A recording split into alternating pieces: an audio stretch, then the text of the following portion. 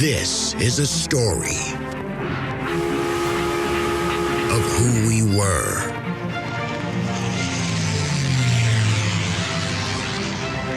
how we got here. Houston, the Eagle has landed. Roger, Tranquility.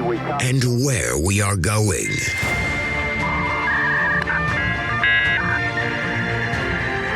You've got mail. So join us as we take history off the page.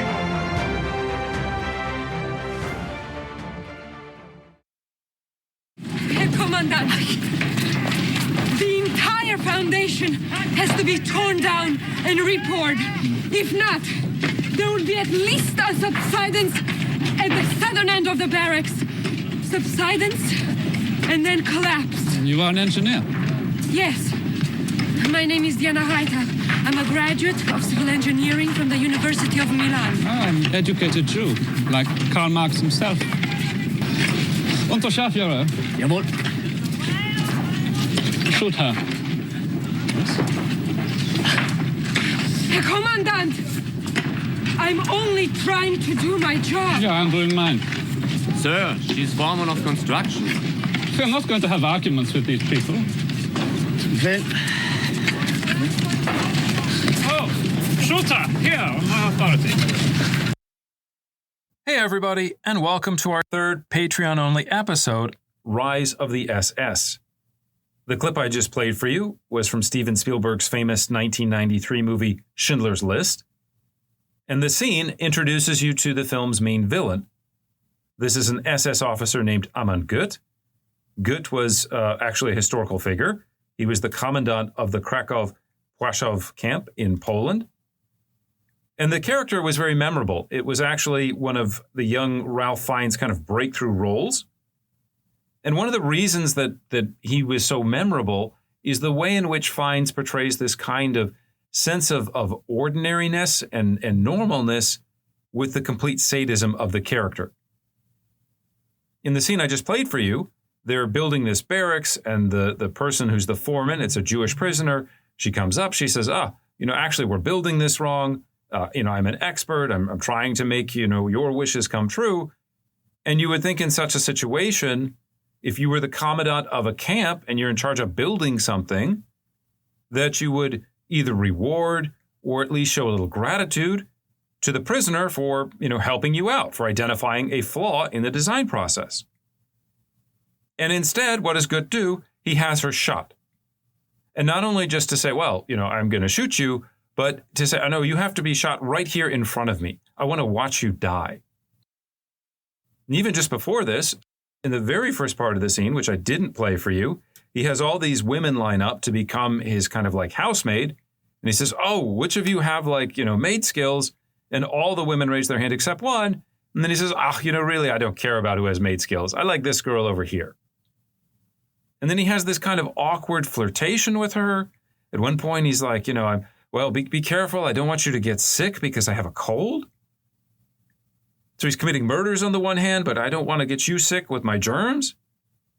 It's a very weird juxtaposition.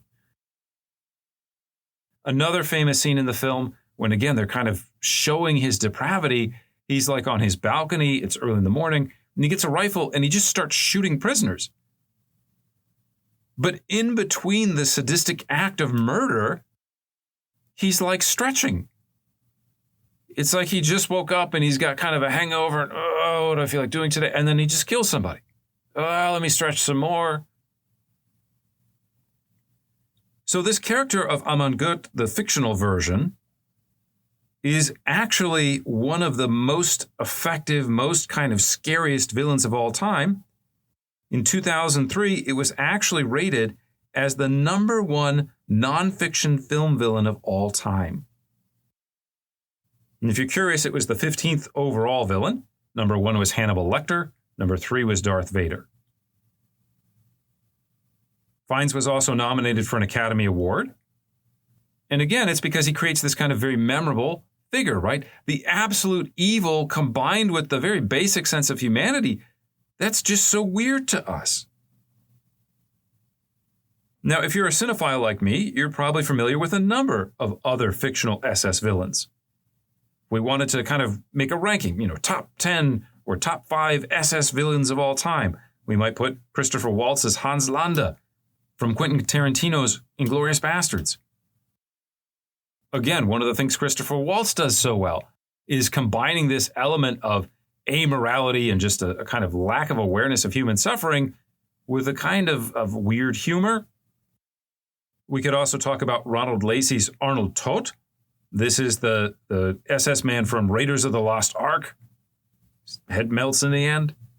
We've got Hugo Weaving as Red Skull from Captain America. There are many, many fictional SS villains we could mention. And that's not even getting into the question of historical figures like the Auschwitz Commandant Rudolf Höss or his infamous physician Josef Mengele.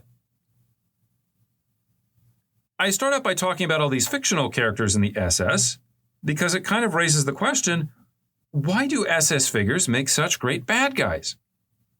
Why, if we're writing a big-time Hollywood script and we want to have a bad guy, why is it that just giving them an SS uniform almost instantly makes them evil? Part of the answer to this, of course, relates to several aspects of the SS and their roles within the National Socialist system. The SS was supposed to be the Nazi elite. They were supposed to be the most racially conscious and the most ideologically dedicated, the most, to use a German word, treu, the most loyal, the most unquestioning supporters of Adolf Hitler and the Nazi Party more broadly. The SS participated in some of the Nazis' worst crimes, including the running of the concentration camps and the death camps. SS officers commanded many of the Einsatzgruppen units on the Eastern Front.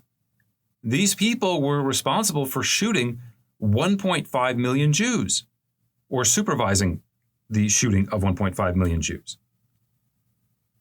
Their contempt for human life, for us, is symbolized by the skull featured on SS caps.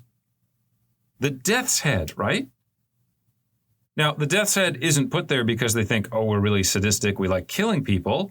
It's supposed to be about the idea of loyalty and being loyal upon even your own death. But regardless, it still makes a good kind of symbol of evil for us today. When we think of the SS now, we think of men like Amon Goeth. So again, how closely do these Hollywood images conform to reality? What was the SS, and how did it differ from other Nazi paramilitary organizations, such as the Sturmabteilung? If you're following along with the general series we're doing on the history of National Socialism, we've talked quite a bit about the SA. We've talked quite a bit about how big they become, how eventually, when you combine them with a number of other paramilitary groups, there are literally millions of them, especially after the Nazis seized power in 1933. So what is the SS? Where does it come from? What role did major historical figures such as Reinhard Heydrich and Heinrich Himmler play in the creation and development of this institution? Now, some of you might be also thinking, where does the Waffen-SS fit into this? Some of you know the term and kind of understand what they are. For those who don't, Waffen-SS translates kind of to the weapon SS or the weaponized SS. These are basically military formations, but they are commanded by the SS and by Heinrich Himmler, not by the Wehrmacht, at least in the broader sense of things. Right? On the ground in various battles, the Wehrmacht is the one that is kind of in control there. But what is the Waffen-SS and how does it relate to the broader SS sort of picture? This becomes an incredibly important question after World War II, because one of the things that happens is people that were in the SS raise their hands and say, oh, I was in the Waffen-SS. We were really more like soldiers. We didn't commit the crimes. We weren't in concentration camps.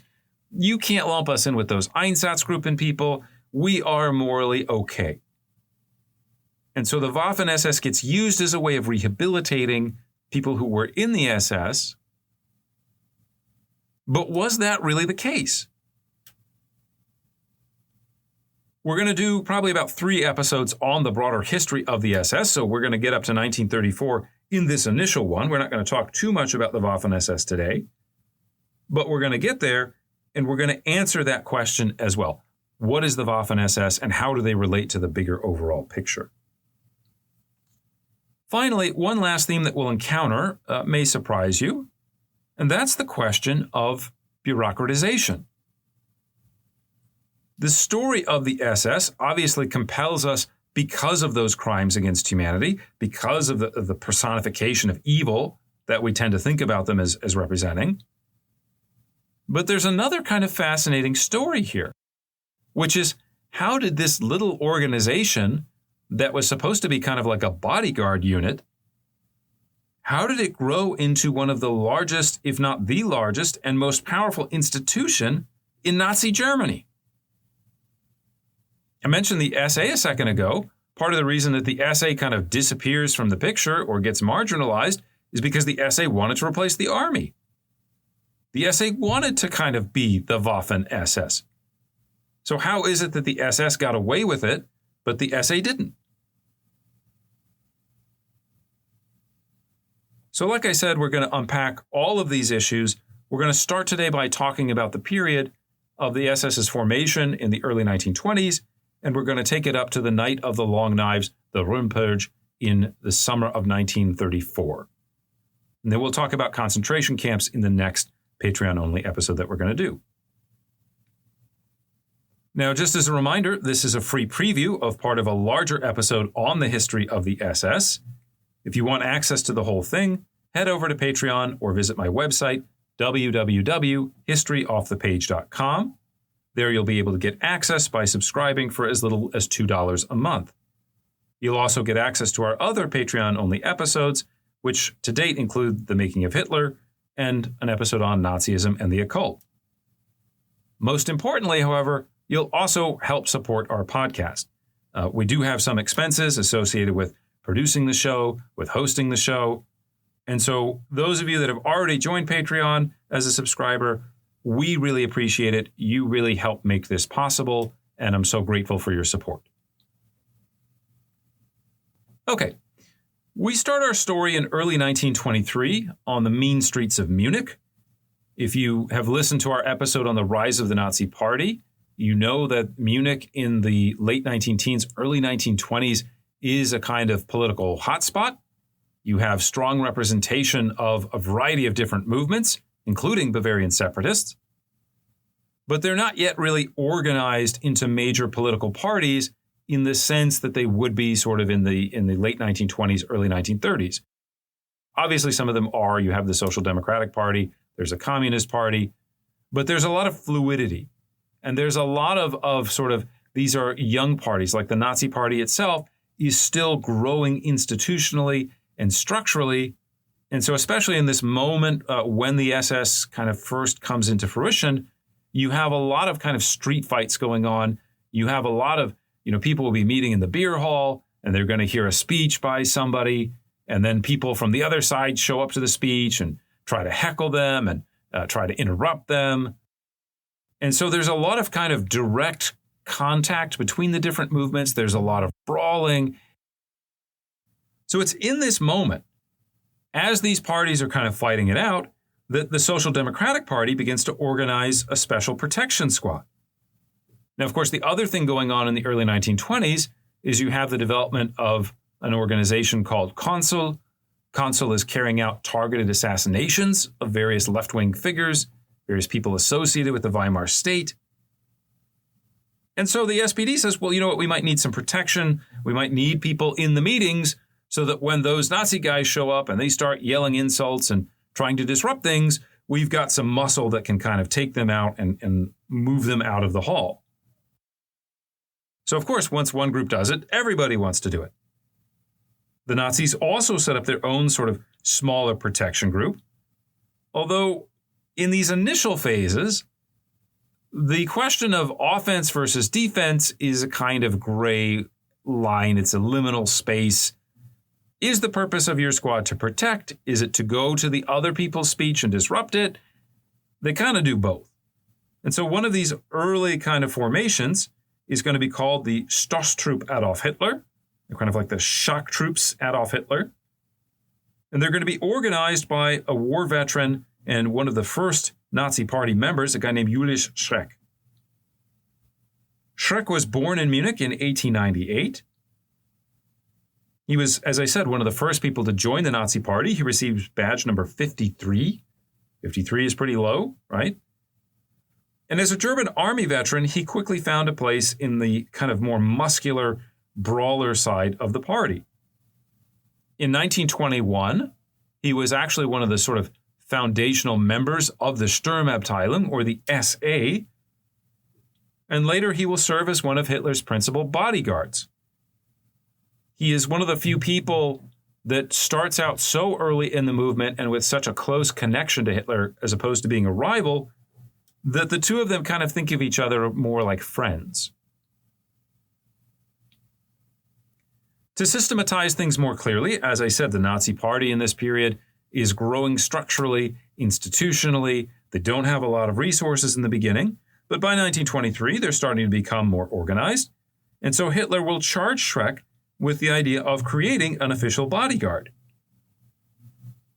Now, initially, this bodyguard unit, their main job, their only job, is protection. And so they're actually quite small. It's basically Schreck and 7 other guys. Later, it will grow to about 100 members.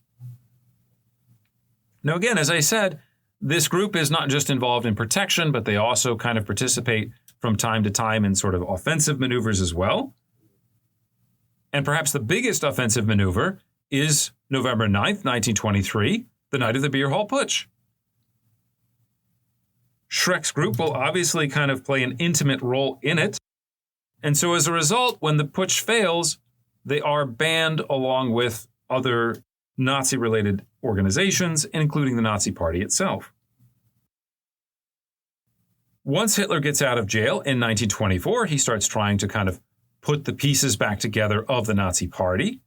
And after the party is legalized again in February of 1925, he will order Schreck to create a new security detail that would be responsible for protecting not just himself, but now to protect all the party members at their various events.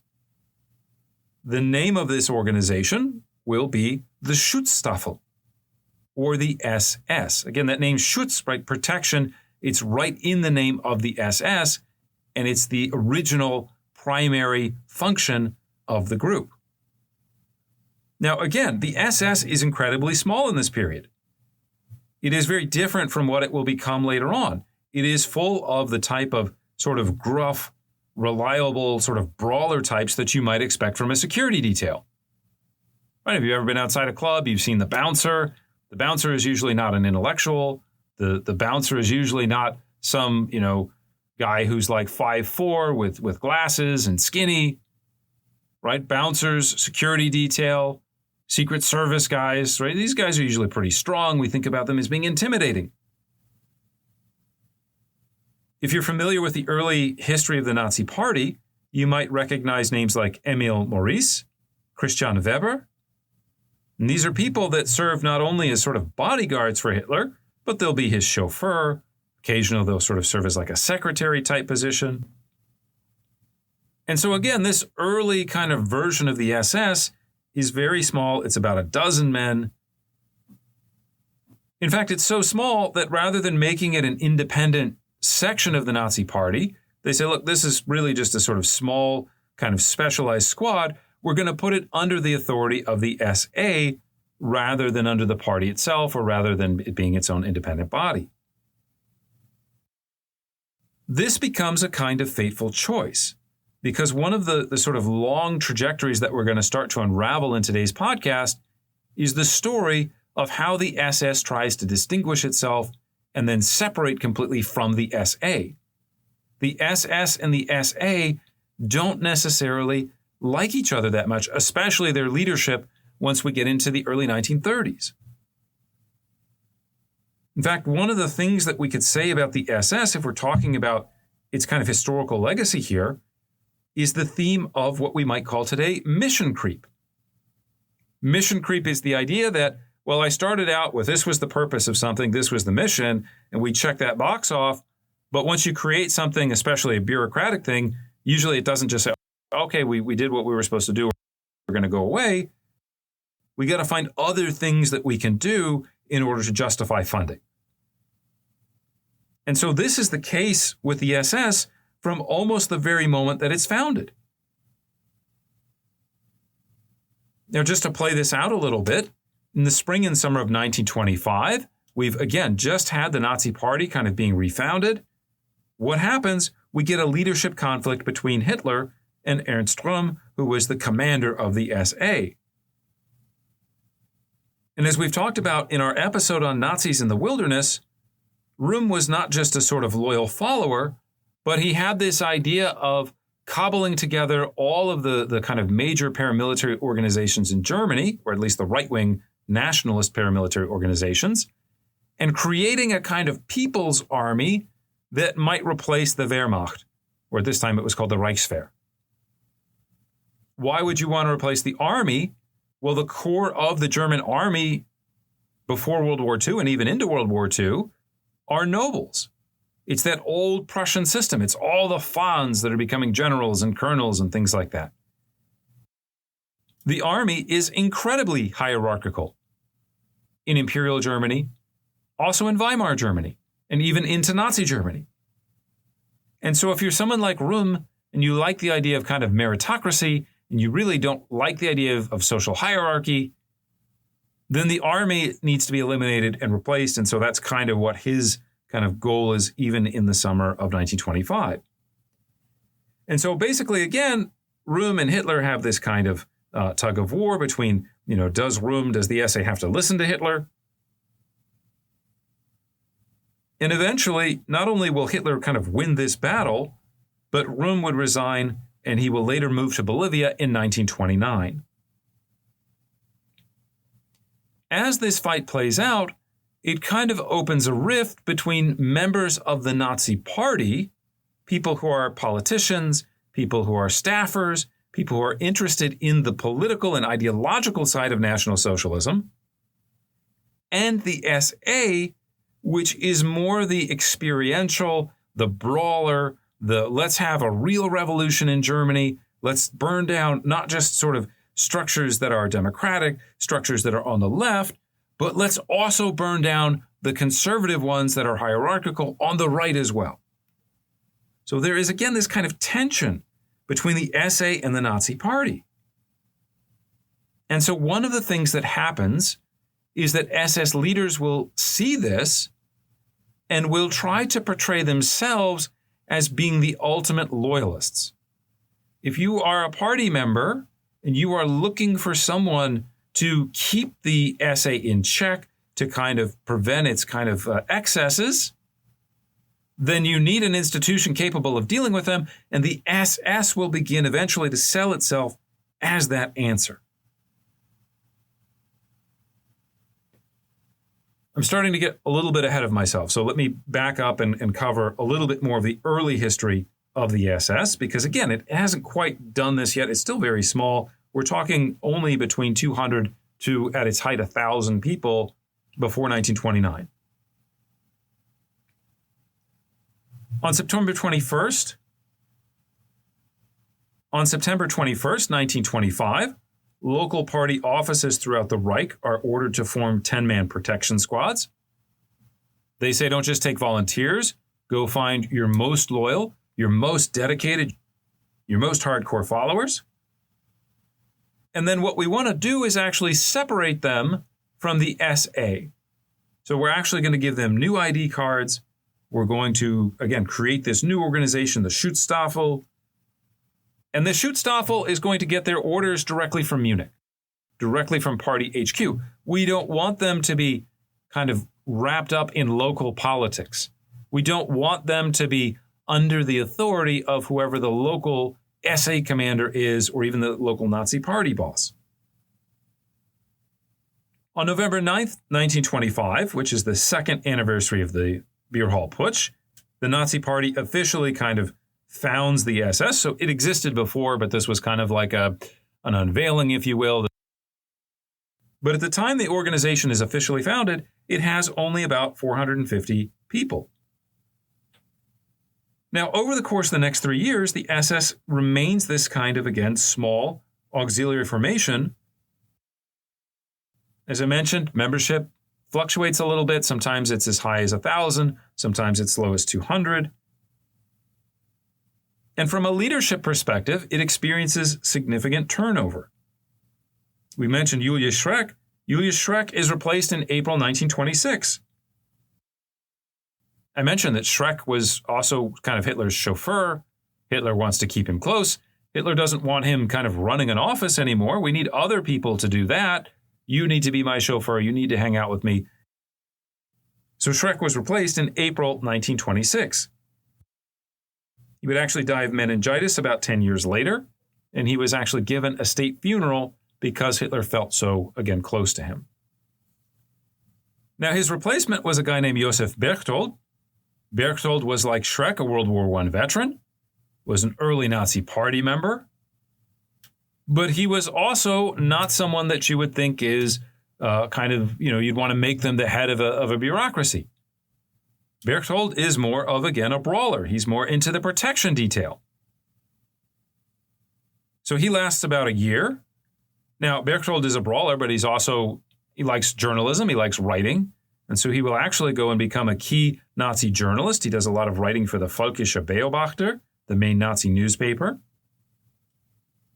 So once he resigns, his deputy Erhard Heyden takes over.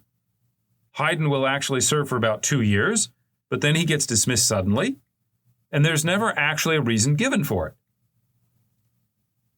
Whatever it was probably pretty serious, because soon after the Nazis seize power in January 1933, Heyden gets arrested and he gets shot.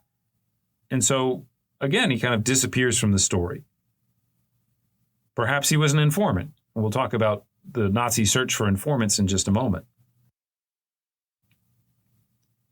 At any rate, the point here is that all of these changes, all this kind of constant turnover, this inhibits the growth of the organization. Before 1929, the SS is, again, this kind of formation is there, but nobody really cares a lot about it. Nobody's really thinking much about it. And so it kind of languishes in the backdrop of this Nazi party, which, as we've talked about before 1930, is struggling. The Nazi party is winning 2 to 3% in elections, which in a multi-party system is not a whole lot. On the eve of the Depression, in January 1929, the SS has a whopping 280 members. It has just one salaried member at this point, and we're going to talk about him quite a lot in today's podcast, and that is Heinrich Himmler. In fact, the history of the SS is in some ways, at least in its origins, a history of Heinrich Himmler. The two are so closely intertwined with each other because, as we'll see, Himmler was involved in a lot of different things, but the SS became his path to power in Nazi Germany. Now, Himmler officially takes over in January 1929. He is basically Heyden's deputy. Heyden, as we said, gets dismissed rather suddenly.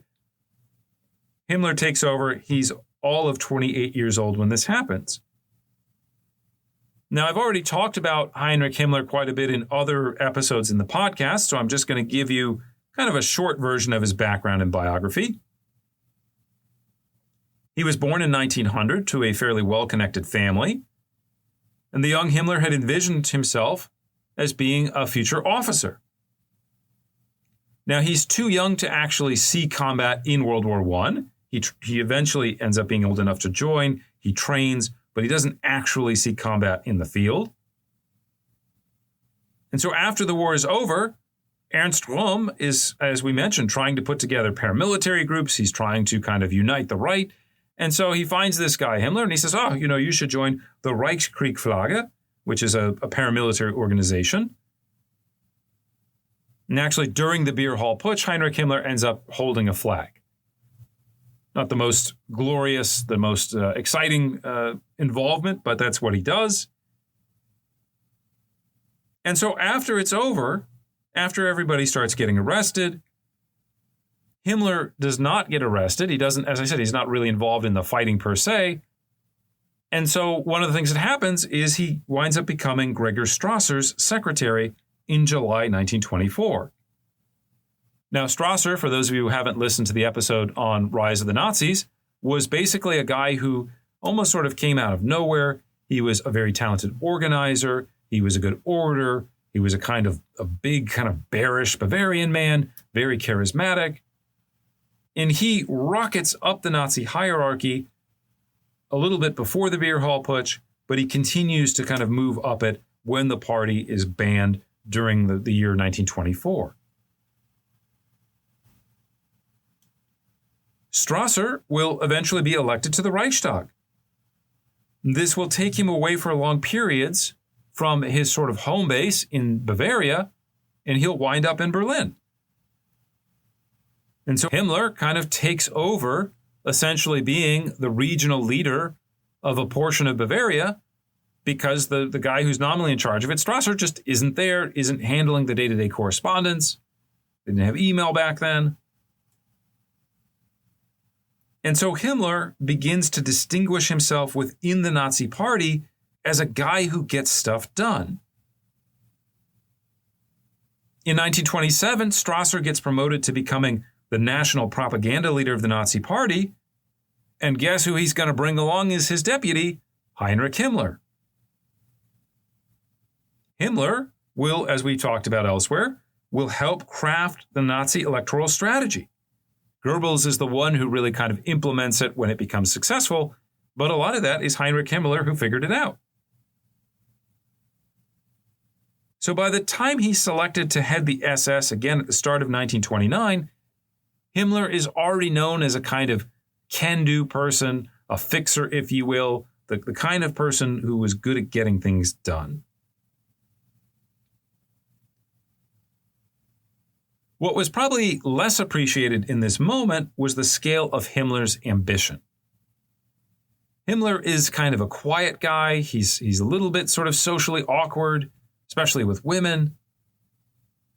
But his ambition is not like Rudolf Hess. Rudolf Hess is kind of like, okay, I found Hitler. Hitler is going to be my, sort of lodestar, and I'm going to follow him, and I'm just going to be kind of like a loyal puppy. This is not Heinrich Himmler. Heinrich Himmler is a man with ambitions and plans and schemes. As part of this, Himmler had actually joined the SS back in 1925, even though no one would look at Heinrich Himmler and say, well, that guy is a bodyguard. That guy, he's going to be in a protection detail. But he's one of the first people to join the SS. He gets membership card number 168. In 1927, he was promoted to be its deputy leader. And when we look at the institutional history of the SS, the first development of structures, the first real development of consistent regulations, these start once Himmler is appointed as Haydn's deputy. From this early point, Himmler is already thinking the SS can be more than just a protection unit. The SS can be the elite unit of the Nazi Party. I can transform this into a special place, a place that people want to be. I can distinguish it from the bigger mass party organization or the SA. And there's a real kind of class element to this going on. If you look at the early history of the Nazi Party, a lot of the people that are joining the Nazi Party, they're attracted to it. They like the idea of the SA. The SA is the rowdy party. It's the working man's group. It's the no more bullshit type of people, right? These are manly men. They sit around, they drink beer, they fight. But there are other people that like the Nazi Party, identify with some of its ideology, but who don't feel comfortable in that sort of milieu.